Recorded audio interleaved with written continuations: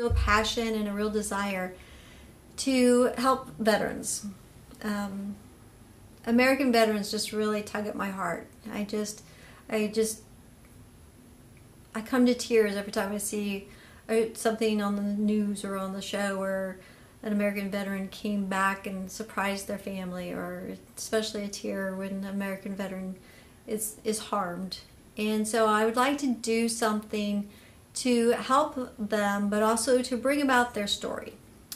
So my idea is that we are coming upon the 70th anniversary at the end of World War II. And I would like to put a book together that highlights the surviving American veterans from World War II. In which case, kind of a unique book, because I would like the book to be a professional photograph of them.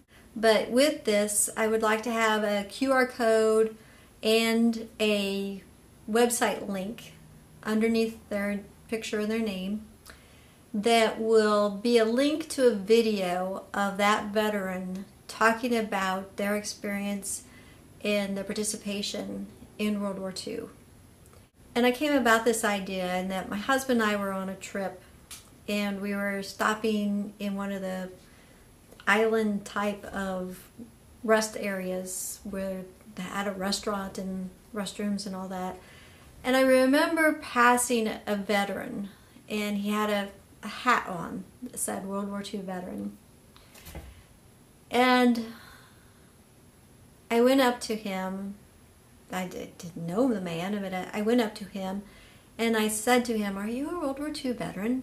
And a little sparkle came in his eye, and he said, "Yes, I am." And I held out my hand and I shook his hand and I said, "Thank you so much for what you've done for us."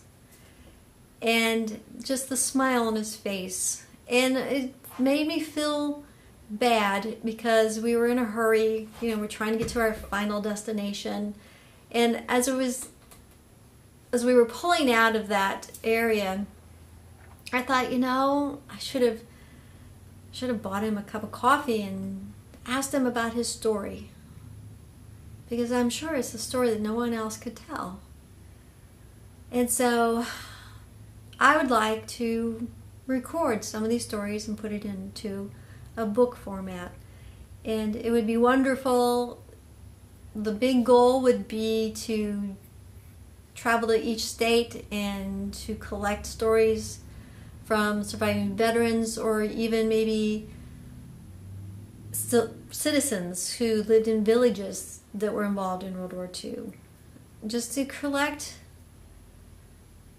real life stories of World War II. I think it would be such a treasure to give to the generations ahead.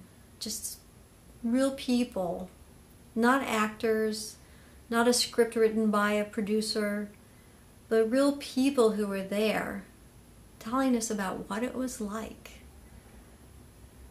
So that would be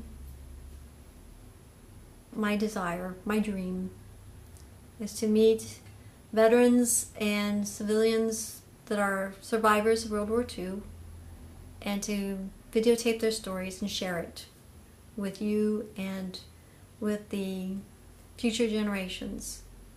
So if you are touched by my desire and you are willing or able to help, it would be so much appreciated.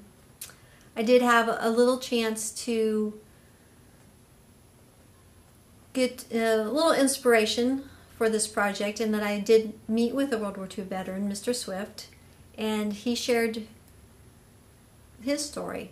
And so let me give you a touch of what it would be like to be a participant in my project. I was in junior high. They came and said, "We've been bombed." And that's when we found out. I was a farm boy. And we had the opportunity to go into the Navy or some of the other services. But as a farm boy, I knew I could walk a lot farther than I could swim. So I wanted to stay out of the Navy. The time we finished our training, now it was almost a year before we were sent overseas. We were shipped from boot camp at Fort Benning directly to Le Havre, France. And during the time that we were in transit to Le Havre, the bulge was kind of beginning to get under control. So we came right in at that time. We were the new unit that was going to go like crazy across Europe. Mm-hmm. That's where we were trained. And we started out with the 7th Army. And this is when Patton came rushing up from the south, as you remember, to relieve people at the bulge. And when they pulled him back, right after they pulled him back to the in Europe, is when we got transferred to him. And a lot of people don't like Patton. One of the guys, right after we were transferred from the 7th Army to the 3rd Army, you have your shovels that you're supposed to dig foxholes with. Well, he lost his shovel. And he said, don't worry about it. With Patton, we won't have time to dig holes. We're going ahead. So that was Patton. Go! And we did. There was no such thing as a typical day. We were trying to get to whoever was wounded as fast as we could and get them evacuated. And with Patton, he took it a little more. He was able to take more gambles with our life than some of the other. But he was right. What he did was right. He had to go to wherever the injuries were and get them back to our field hospital. And occasionally surgery and all that sort of stuff had to be done on the way. We did some. Our commanding officer was OBGYN, but he was one hell of a belly surgeon.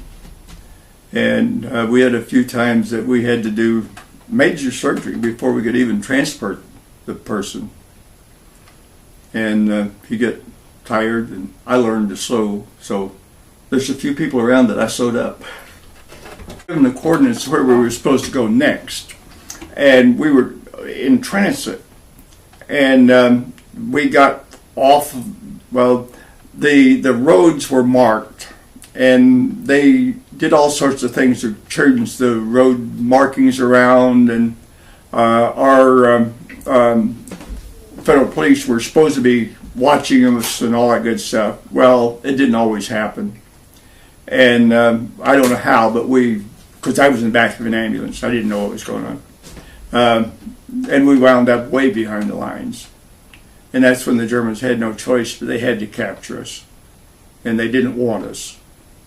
And they didn't want to be caught with us. So they dumped us. And that's the stench was unbelievable. And, all what the concentration camps were. I lost my sense of smell for about 3 years. Couldn't smell a thing. Which is kind of, according to the doctors, a little bit strange, because the area of your brain that handles taste also handles smell. I had any trouble tasting, but I did smelling. And my sense of smell is still to this day is not as keen as most people. The war in Austria was over one day. They surrendered to us one day before VE Day. So we already had surrender before VE Day. And we captured more soldiers than any other unit. And you have to understand what was going on. The Russians were coming from out of Russia, and we were going the other way. And the Germans did not want to be captured by the Russians. So they came as fast as they could to be captured by the Americans.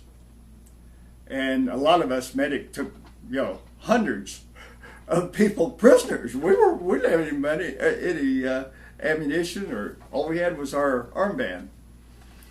But they felt very safe and packed their or stacked their instruments or their rifles, because they wanted to surrender to the Americans.